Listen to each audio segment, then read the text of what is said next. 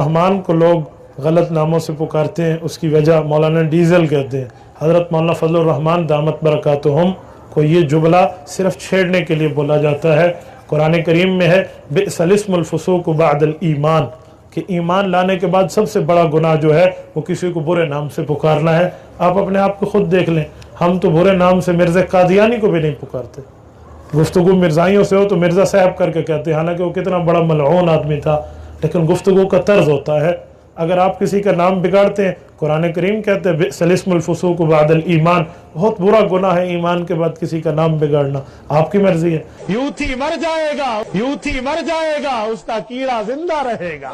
आप याद रखें, इसीलिए मैं यूथी को कह ये लंगड़ा पकड़ा गया, तो उसके बाद इन्होंने क्या किया, इन्होंने जुलूस निकाले। अल्लाह ने हमें जो इनाम दिया है कायद मिल्लत इस्लामिया हज़रत मौलाना फजलुर रहमान हाफिज़ुर रहमान की शक्ल में, ये उनकी तरबियत है, ये जो मैं आज आपके सामने बोल रहा हूँ। अल्हम्दुलिल्लाह सुम्मा अल्हम्दुलिल्लाह, इस मसले पे वो सबकी क़यादत करें और उम्मत को एक शक्ल में पेश कर रहे हैं, तो ये उसी की झलक है जो आपको नजर आ रही है और आइंदा भी इंशाअल्लाह ताला नजर आएगी।